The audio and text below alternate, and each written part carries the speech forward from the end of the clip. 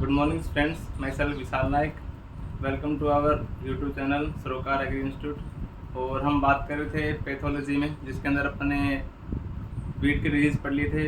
और आज अपन शुरुआत करने वाले हैं जो कि बार्ले के। और इसके अंदर जो अपने सिलेबस के अंदर दे रखे हैं वो 3 डिजीज़ मेनली हैं, लेकिन अपन इसके अंदर 5 डिजीज़ की बात करेंगे जो मेन जो क्वेश्चन एग्ज़ाम के अंदर या न्यू टाइप के अंदर पूछे जाते हैं। तो अपन पहले लिखते हैं जो सारी डिजीज़ हैं उनके नाम और उनको फैलाने वाले रोग कारक का नाम।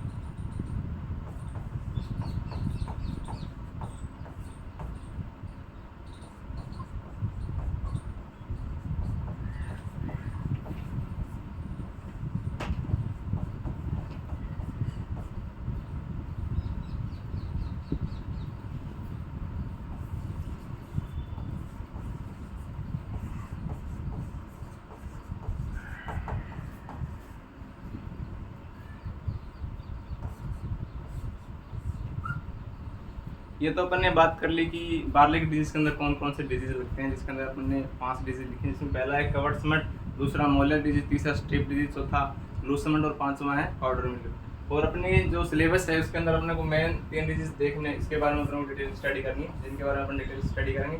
और इन दोनों के अपन जो पैथोजन के नाम ही लिखेंगे केवल। तो अपना पहला जो है कवर्ट्समट, अगर इसके अपन पैथोजन या रोगकार की बात करें तो वो है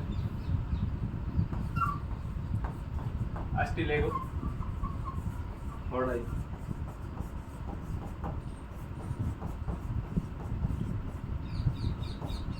दूसरा था अपना molar disease. Molar disease nematode के कारण होता है और उस निमेटोड का नाम है हेटेरोडेना सेवेनाई।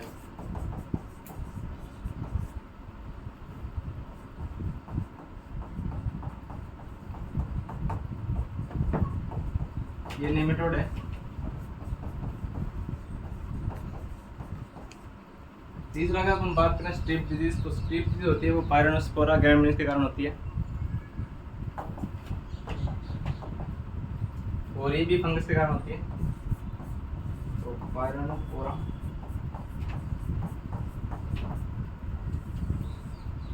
ग्रैमिनिया।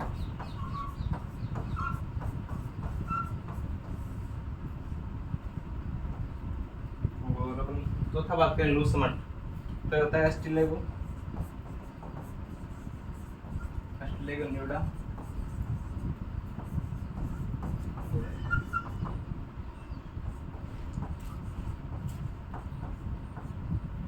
और लास्ट अपना बचता है पाउडर मिल्क, जिसको होता है फैलाने वाले जो पैथोजन का नाम है एरी साइकिल।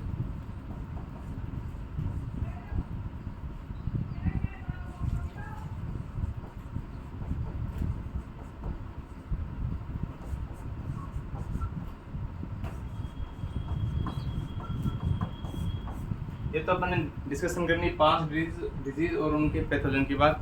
अब अपन इनकी डिटेल से स्टडी करते हैं। तो अपना जो पहला आता है उसका नाम है कवर्ट्समट डिजीज।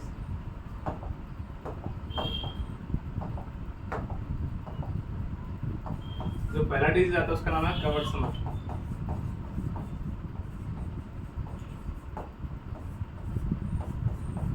और अगर इसके अपन अदर नेम की बात करें, इस रोग के अदर नेम की बात करें तो उसके अंदर अदर नेम तीन नाम से इनको और जानते हैं। पहला नाम है इसका कान्ही, दूसरा बंद कंडवा,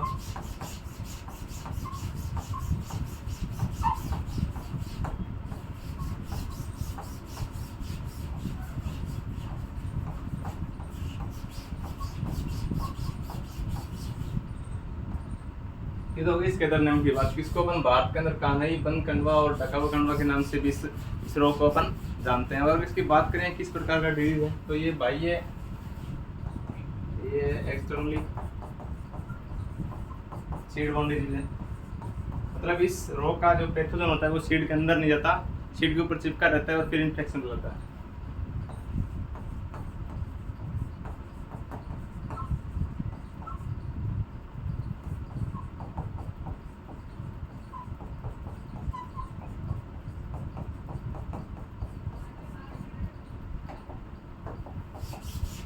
तो ये तो इसके किस प्रकार डिजीज है और इस रोग के अंदर किस प्रकार के बीजाणु बनते हैं तो अपन बात करते हैं। तो इसके अंदर जो बीजाणु बनेंगे वो होंगे अपने टीबी स्पोर। अगर अपन स्पोर की बात करें तो वो बनेंगे टीबी स्पोर।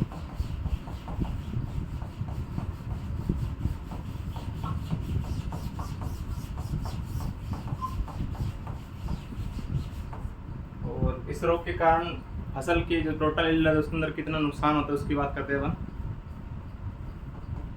तो 2.5% losses in total yield।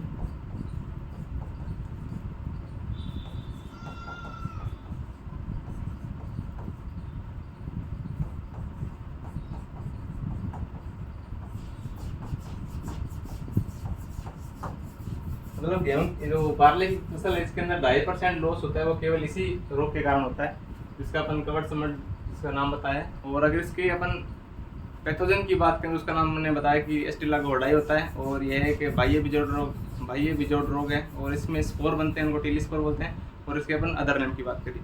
अगर अपन बात करते हैं इसके जो पैथोजन है उसकी बात करते हैं एक बार।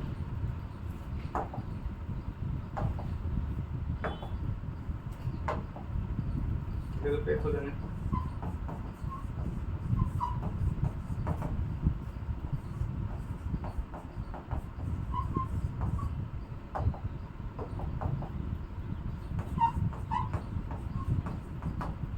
तो इसकी पैथोजन की बात। और अगर अपने इस डिजीज के जो सिम्टम की बात करें तो इस डिजीज के अंदर क्या होता है कि इस डिजीज की सिम्टम जो है वो पौधे के अंदर जब बाली आती है उस टाइम पे दिखाते हैं, क्योंकि वहाँ पे बाली के जो दाने बनते हैं वहाँ पे समट या समट सोरा जिसको अपन कंडपुंज बोलते हैं वो बन जाते हैं दानों के स्थान पर।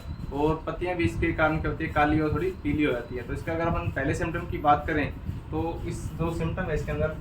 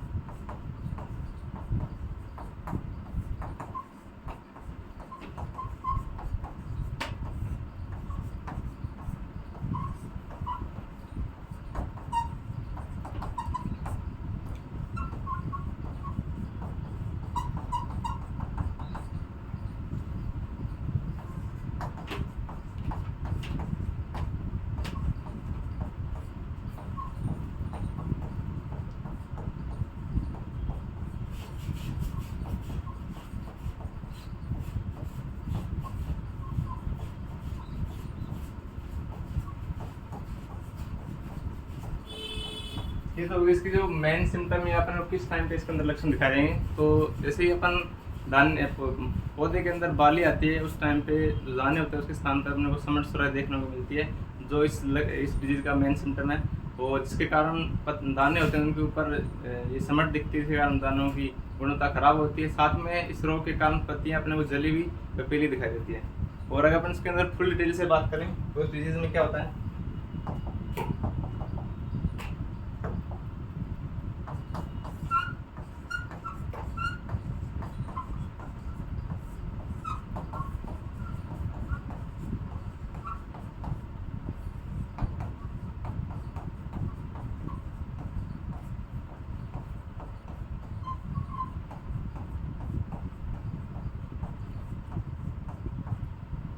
जो नस है वो बीजाणुओं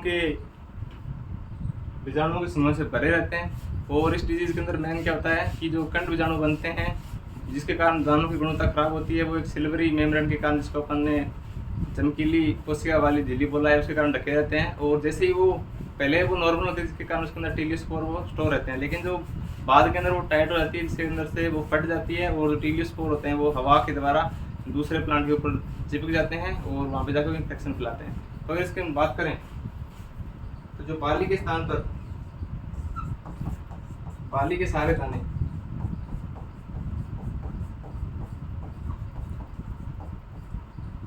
जो बाली के सारे दाने वो क्या करते हैं,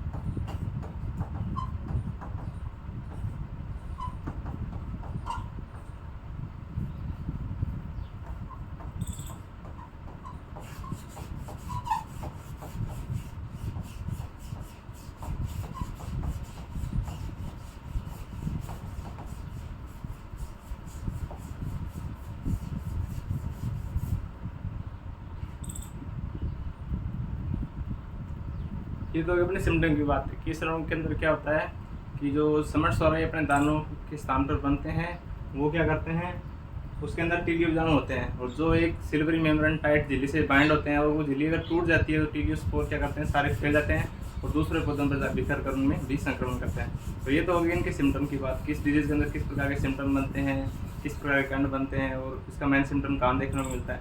अगर अपन इसकी बात करने पर अगर नेक्स्ट जो इसके डिजीज़ हैं, डिजीज़ साइकिल की अगर बात करें कि इस जो रोग है उसको अपन बाह्य बिजोड़ रोग क्यों कहा, वो किस प्रकार से संक्रमण करता है, किस प्रकार से उस डिजीज़ का जो अंकुरण होता है, उस पैथोजन का अंकुरण होता है, तो अगर उसके अपन बात करते हैं तो अपना जो नेक्स्ट होता है वो है डिजीज साइकिल।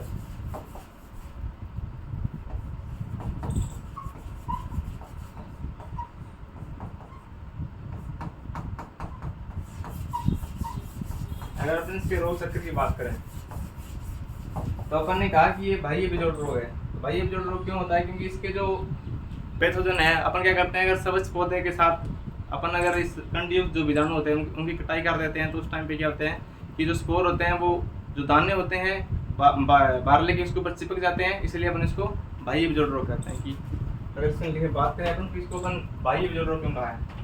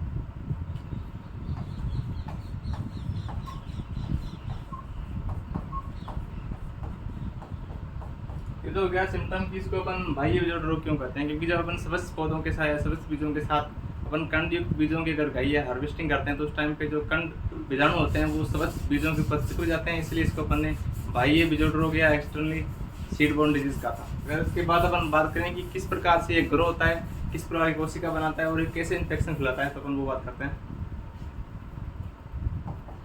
जैसा अपन देखें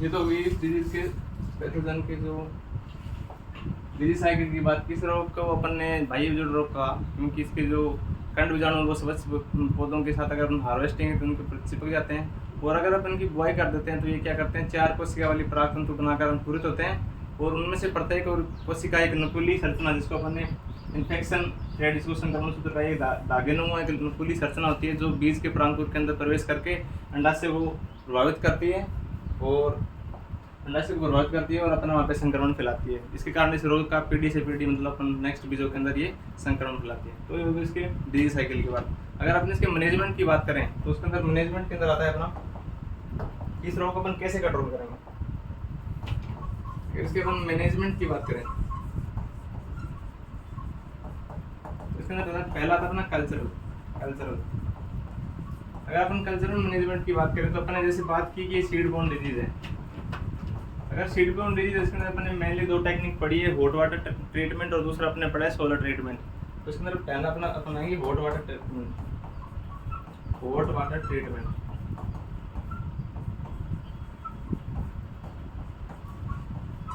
जिसके अंदर अपन क्या करते हैं कि पानी को 50 से 56 डिग्री के ऊपर पानी को उबाल लेते हैं, और जिसके अंदर अपन बीजों को 30 मिनट के लिए इसके अंदर रख देते हैं।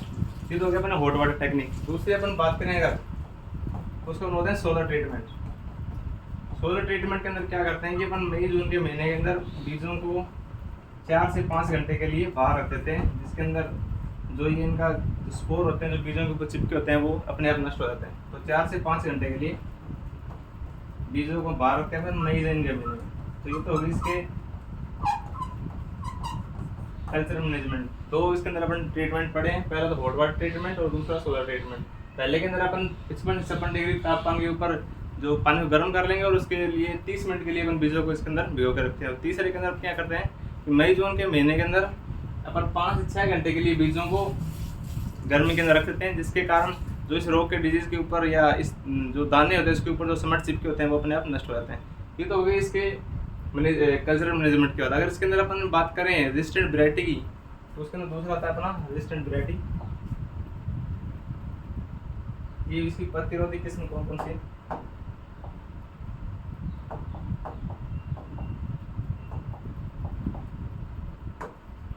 अगर दूसरा अपन बात करें रेजिस्टेंट वैरायटी, प्रतिरोधी किस्म, तो अपन रेजिस्टेंट वैरायटी की अगर बात करें तो मेनली आती है 3।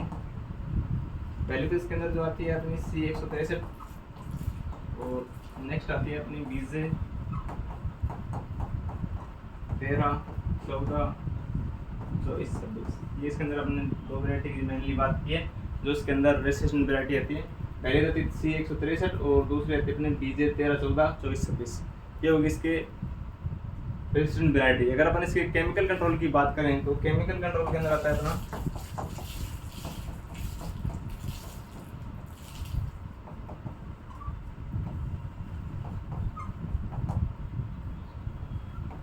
ऑक्सीकार्बोक्सिन। पहला था ऑक्सीकार्बोक्सिन, दूसरा इसके अंदर अपन कार्बोक्सिन को भी यूज कर सकते हैं सीधा, और अगर अपन बात करें तो केप्टान को भी यूज कर सकते हैं। ऑक्सीकार्बोक्सिन, कार्बोक्सिन और केप्टान, इसकी अपन डोज की बात करें तो इसके अंदर अपन लेते हैं 2.5 ग्राम प्रति किलो बीज के साथ पर केजी सीड ट्रीटमेंट। 1 किलो बीज को ट्रीटमेंट करने के लिए अपने को कार्बोक्सिन या केप्टान की 2.5 ग्राम मात्रा लेनी पड़ती है 1 किलो बीज को ट्रीटमेंट करने के लिए। ये तो हो गया अपना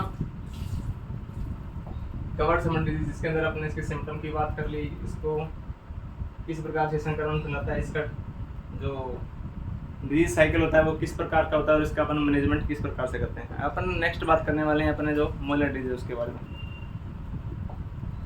तो मोलर डिजीज को मैं पहले भी बताया कि वो निमेटोड के कारण होती है, और ये निमेटोड को सबसे पहले कहाँ देखा, इसके साइकिल की बात करेंगे और इसके सिम्टम की बात करेंगे। तो अगर अपन पहले इसकी बात करें, ये निमेटोड के कारण होती है, तो मैं इसका प्रश्न तो ये है कि बार लेकर से पूछते हैं कि निमेटोड से कौन सी डिजीज होती है, तो होता है अपना मोलर डिजीज।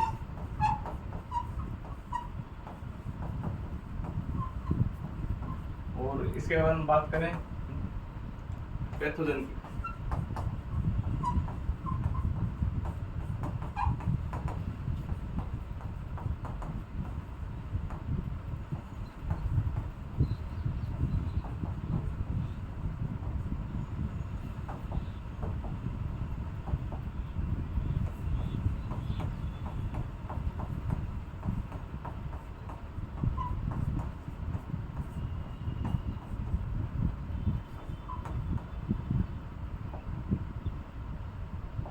ये होगी इसकी पैथोजन की बात। और अगर अपन इस पैथोजन को डिटेल से देखें तो ये जो मेजर नेमेटोड होता है सीरियल क्रॉप के अंदर, जो जितनी भी अपनी खाद्यान्न वाली फसलें जैसे गेहूँ हो गया, धान हो गया, उसके अंदर ये मेन नेमेटोड लगता है। और इसको सबसे पहले जर्मनी के अंदर कुहेन नाम के साइंटिस्ट ने देखा था, और दूसरा अपने राजस्थान के अंदर सीकर के अंदर इसको वासुदेवन ने देखा था। और इसकी जो फीमेल सिस्ट होती है वो लेमन शेप के अंदर देती है। तो इसके अपने हिस्ट्री की बात करते हैं थोड़ी सी।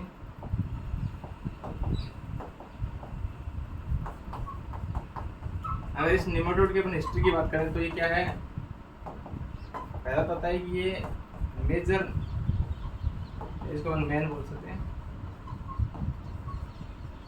Man nematode of cereal crop. अपनी जो अनाज वाली फसलें हैं, जितनी अनाज वाली फसलें हैं उनके जो मेजर ये नेमेटोड है, सभी अनाज वाली फसलों के अंदर इसी स्पीसीज का नेमेटोड लगता है। तो ये हो गया अपना नेमेटोड। अगर अपन दूसरी इसकी बात करें कि इसको सबसे पहले जर्मनी के अंदर कुहेन नाम के साइंटिस्ट ने देखा था, तो इसको फर्स्ट डिस्क्राइब किया था, फर्स्ट डिस्क्राइब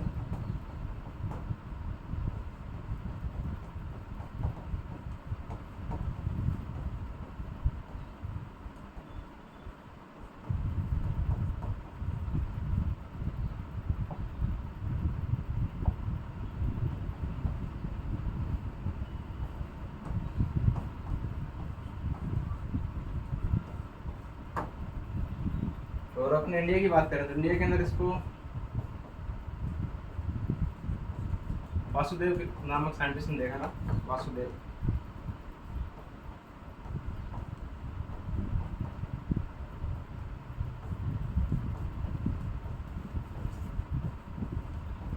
उनको देखा था 1958 के अंदर, और राजस्थान में देखा था, राजस्थान सीकर,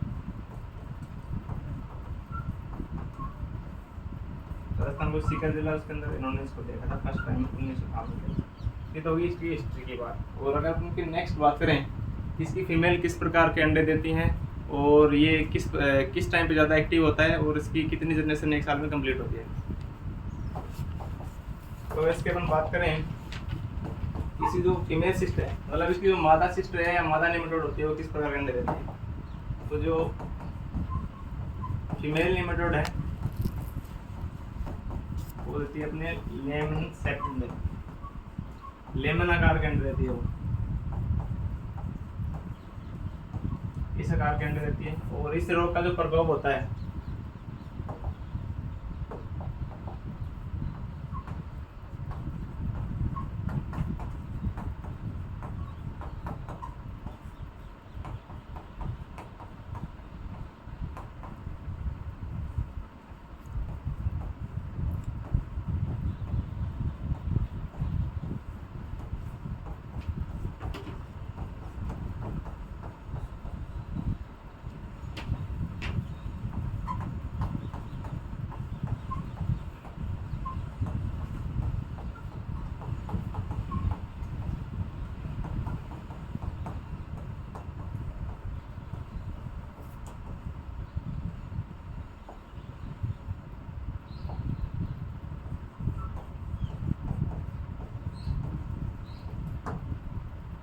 ये तो इसके जो फीमेल जो इसका नेमेटोड है वो लेमन शेप्ड के अंडे देती है।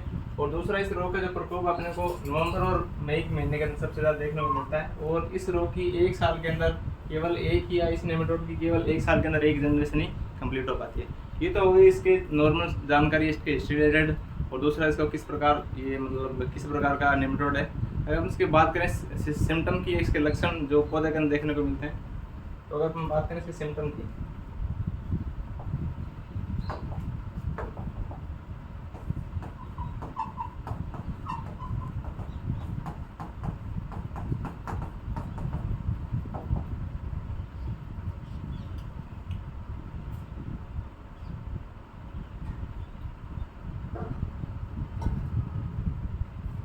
अगर इसके हम सिम्टम की बात करें तो इसके अंदर क्या होता है कि जो पौधे की वृद्धि वो रुक जाती है। दूसरी, जो उसकी जड़ें होती है, इसके अंदर ये रूट बनाता है, जड़ों के अंदर गांठें बनाता है, जिसके कारण क्या होती है कि जो जड़ें होती है वो शाखाओं में बढ़ जाती है। तीसरा, इस चीज़ के कारण क्या होता है कि जो पौधे की मेन जड़ होती है वो क्या होती है, छोटी रह जाती है। और तीसरा होता है कि जो पत्तियों का कलर होता है वो पहले तो नॉर्मल कलर होता है, बाद में वो पीला पड़ जाता है और बाद के अंदर क्या होती है, जो पत्तियों के टिप होते हैं, सिरे होते हैं, वो बाद में लाल रंग के होते हैं। तो इसके अंदर सिम्टम की बात करें अपन, पहला है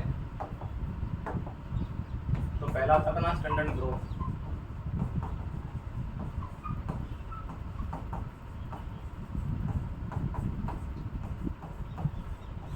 बढ़ती रुक जाती है। दूसरा अगर हम बात करें अपन,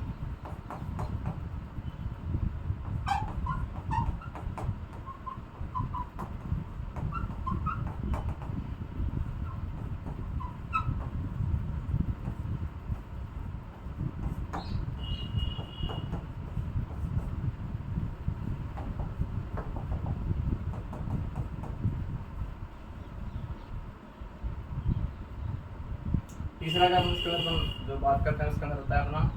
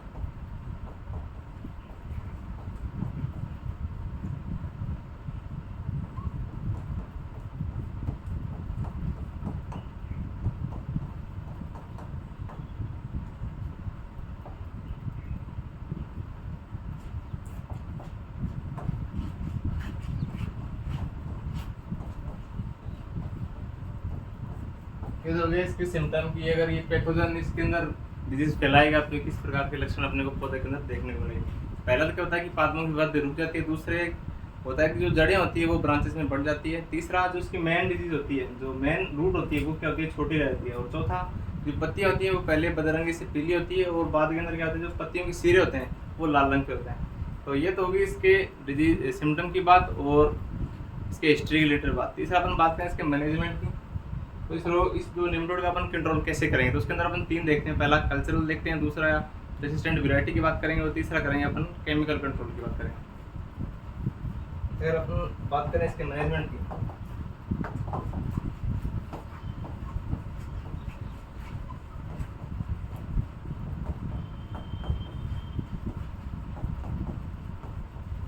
पहला अपन बात करते हैं कल्चरल। तो कल्चरल के अंदर अपन क्या करते हैं, इसके अंदर एक करते हैं मैन क्रॉप रोटेशन, फसल चक्र अपनाते हैं।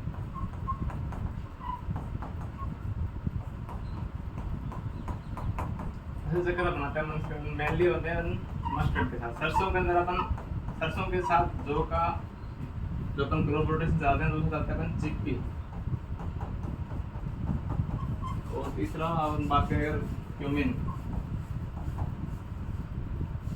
ये तो अपने मेनली किस फसल के साथ अपन इसका फसल चक्र अपना सकते हैं, तो इसके अंदर आती है अपने मेनली तेल। और चौथा अपन इसके अंदर अपन कैरेट भी लिख सकते हैं। गाजर के साथ भी अपन इसका फसल चक्र अपना सकते हैं। तो अगर अपन इसे कल्चरल कंट्रोल की बात करेंगे तो इसके अंदर अपन कहते हैं जो की फसल होती है उसका अपन सरसों के साथ, चिकपी के साथ, क्यूमिन के साथ और कैरेट के साथ अपन इसका जो क्रॉप रोटेशन या फसल चक्र अपना कर इस रोग को अपन कंट्रोल कर सकते हैं। दूसरा अगर इसके रेजिस्टेंट वैरायटी की बात करें अपन, तो रेसिस्टेंट वैरायटी के अंदर मेनली आती है तो इसकी मुख्य या मेन रेसिस्टेंट वैरायटी उसको बोलते हैं राजकिरण। इस अगर अपन इस वैरायटी को अपन ग्रो करेंगे तो इस डिजीज का अपन को ऊपर कॉन्फर्म देखने को मिलेगा। दूसरा था अपना C164 और एक आती है अपनी BJ63। ये दो अपने को मेनली इसके अंदर जो किस्में देखने को मिलती हैं। और इसके अंदर एक आती है BJ63 और एक आती है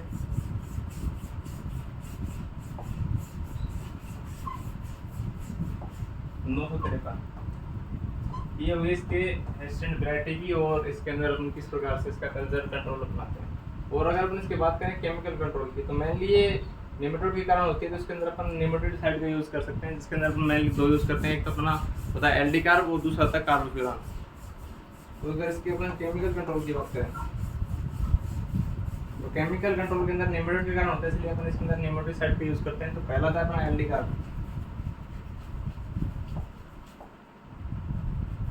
पहला करना LD कार्ब और दूसरा करना कार्बोफ्यूरान। ये नेमेटोड के कारण होते हैं इसके अंदर, इसलिए अपन को ये दोनों नेमेटोसाइड का रखना चाहिए।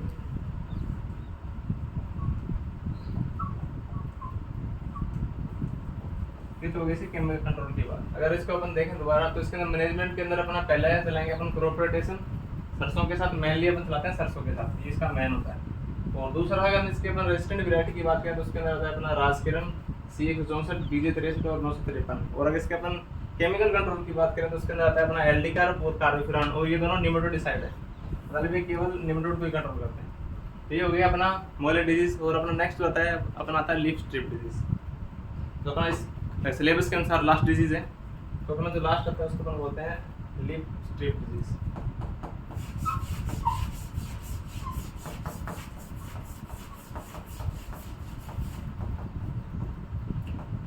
इसको अपन हिंदी में बोलते हैं पत्ती धारीदार रोग।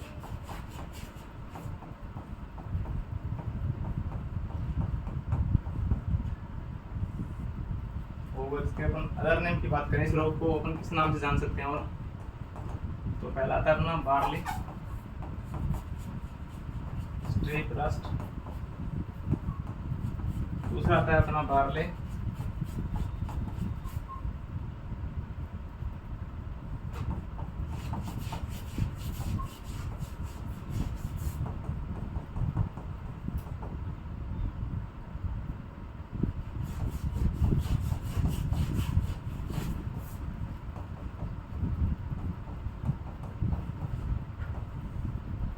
ये तो हो गए इसके मेनली तीन अदर ने। पहला अपन देखा बार्ले स्ट्रिप रस्ट, दूसरा बार्ले स्ट्रिप मोज़ेक वायरस, तीसरा बार्ले लीफ स्ट्रिप, जिसके अंदर अपन इस डिजीज को अदर नाम से भी जान सकते हैं, जो मेनली अपने तीन है। और अगर इसके अपन बात करेंगे किस प्रकार का डिजीज है और ये इसका जो कोजल ऑर्गन है वो क्या है और इसके सिम्टम क्या है। तो अगर पहला अपन देखें इसका जो किस प्रकार का डिजीज है तो ये है अपना मेनली सीड बोर्न डिजीज है।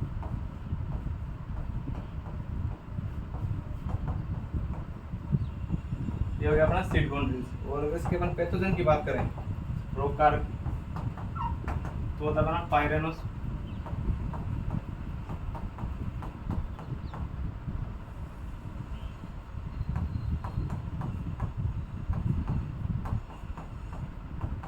और ये बना गया फंगस है कवक है। और अगर इसके अपन सिम्टम की बात करें मेनली इसके अंदर किस प्रकार के लक्षण देखने को मिलते हैं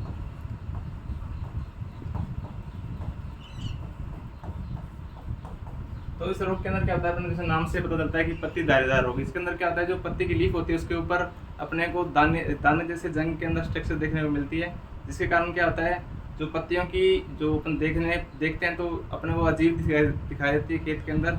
और दूसरा इसके अंदर क्या होती है, पत्तियाँ काली हो जाती है और दूसरा इसका रंग होता है वो पीला होता है। अगर अपन इसके अंदर मेन लक्षण की अगर बात करें तो जो की पत्तियाँ हैं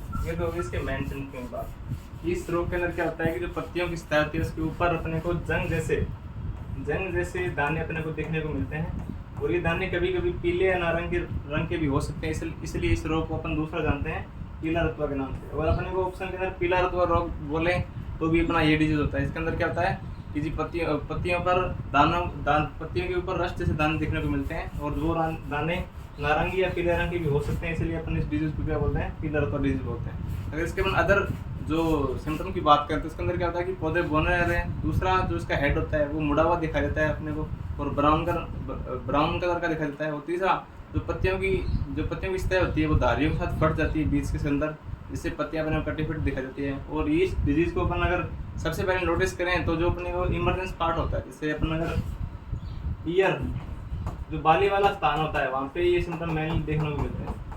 तो इसके अपन बात करते हैं नेक्स्ट। उसके अंदर पहला आता है अपने को पादप बौने रहते हैं। तो पौधे बौने रहते हैं, छोटे रहते हैं।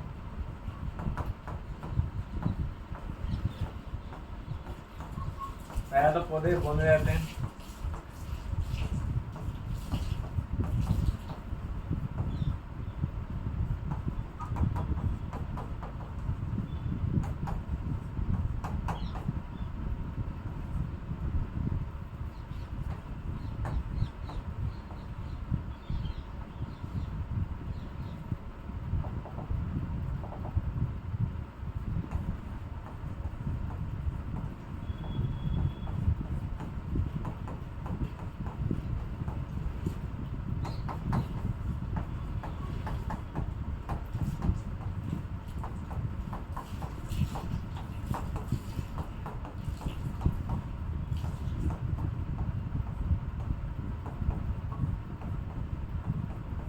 ये होगी इसी सिम्टम की बात कि पहला सिम्टम जो अपने देखा कि पत्तियों के ऊपर जंग जैसी दाने बनते हैं, और दूसरा वो पीले रंग के भी हो सकते हैं। और तीसरा अपने देखा कि जो पौधे होते हैं वो बौन रहते हैं, और पौधों का जो हेड वाला पार्ट होता है वो मुड़ा हुआ दिखाई देता था, भूरे रंग का दिखाई देता है।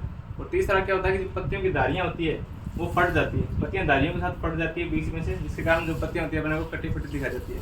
तो ये तो होगी इसके मेन सिम्टम की बात। अगर इसके अपन डिजीज साइकिल की बात करें कि इस जो रोग है वो इसका जो पैथोजन है वो किस प्रकार से रोग फैलाता है, तो इसका जो पैथोजन होता है वो सीड के अंदर नहीं रहता, सीड के जो सीड कोट होता है उसके ऊपर रहता है। और जैसे ही अपन पौधे की या बीज बोते हैं तो उसका अगर मेन कोलिप्टाइल उस टाइम पे बनता है, उस टाइम पे वो क्या करता है इसके परांकुर को भेद कर उसके अंदर चला जाता है और पौधे को इन्फेक्ट हो जाता है। तो अगर इसके अपन डिजीज साइकिल की बात करें मेनली, तो इसके डिजीज साइकिल की बात करें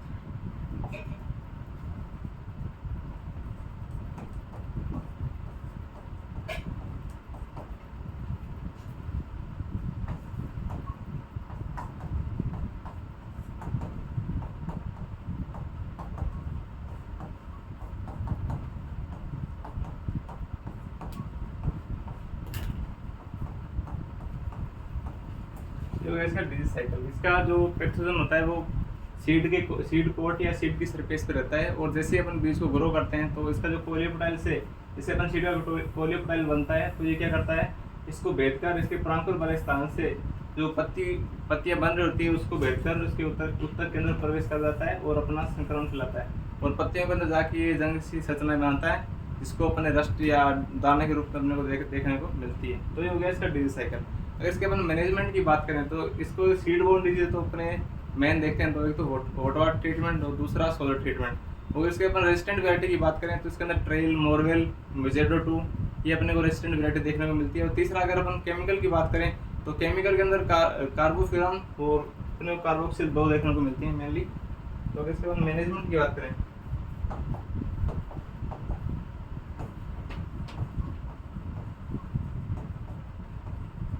तो मैनेजमेंट के अंदर आता है अपना फर्स्ट अपन कल्चरल मैनेजमेंट की बात करें तो इसके अंदर अपन देखा सेम कॉमन सब के अंदर आती है। तो hot water technique, hot water treatment, दूसरा आता है अपना सोलर ट्रीटमेंट, जिसको अपन ने पिछली क्लास या पिछले डिजीज के अंदर भी अपन ने इसको डिस्कस किया था। ये तो मेनली तो आ गई। और इसके अपन रेजिस्टेंट वैरायटी की बात करें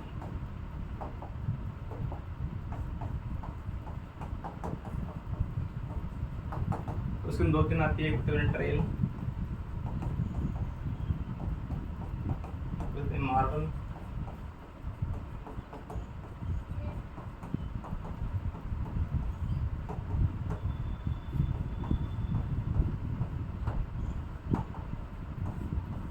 ये आगे इसके रेजिस्टेंट वैरायटी की बात। और अगर अपन इसे केमिकल कंट्रोल की बात करें तो इसके अंदर मेनली जो पिछले डिजीज के अंदर पड़ा हो जाता है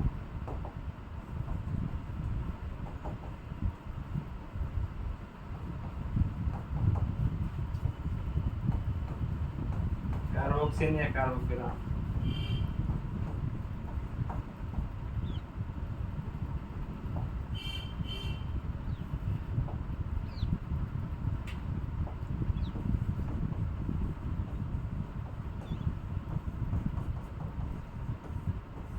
तो इसके मैनेजमेंट की बात अगर अपन कल्चरल की बात करें तो इसके अंदर अपन हॉट वाटर ट्रीटमेंट करते हैं, दूसरा अपन सोलर ट्रीटमेंट करते हैं, और तीसरा इसके अपन रेजिस्टेंट वैरायटी की बात करें तो उसके अंदर मोरवेल हो गया, मोरेक्स हो गया, ट्रेल और मेजोडो 3 तीन वैरायटी आती है। और इसके अगर अपन केमिकल कंट्रोल की बात करें तो मेनली आता है अपना कार्बोक्सिन और दूसरा आता है ऑक्सीकार्बोक्सिन।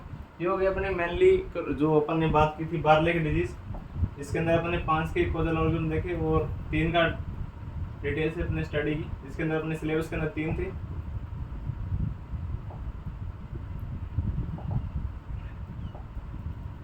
अपने 3 की डिटेल स्टडी की, जिसके अंदर अपने पहला देखा कवर्ड सीमेंट, दूसरा मोलर डिजीज और तीसरा देखा अपना स्टेप डिजीज, जो अपने सिलेबस के अकॉर्डिंग था। तो आज के लिए इतना ही। अपन नेक्स्ट कल बात करेंगे जो अपने शुगर कैन के डिजीज है जो अपने सिलेबस के अंदर आते हैं। तो आज के लिए इतना ही, धन्यवाद।